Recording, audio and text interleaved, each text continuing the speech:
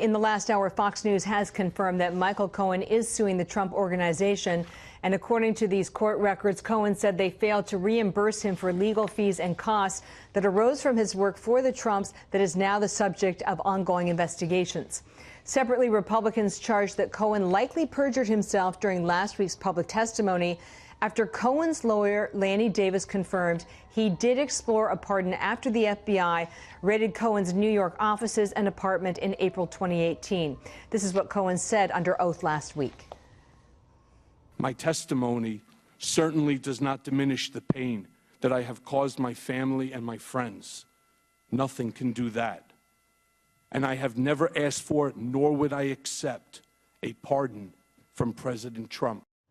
President's legal team today is highlighting what they describe as inconsistencies, pointing to the statement from Cohen's attorney Lanny Davis that reads in part, quote, prior to Michael Cohen's decision to leave the Joint Defense Group and tell the truth on July 2nd, 2018, Michael was open to the ongoing dangling of a possible pardon by Trump representatives privately and in the media. During that time period, he directed his attorney to explore possibilities of a pardon.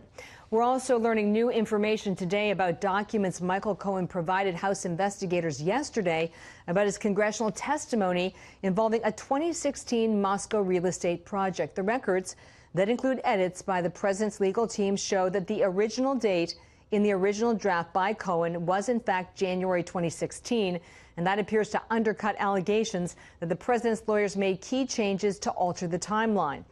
As you know, Melissa, Cohen acknowledged in a guilty plea last year that he misled lawmakers, saying he abandoned the project in January 2016 when in fact the talks continued for months later as Mr. Trump campaigned for the presidency. Here's what Cohen had to say about that.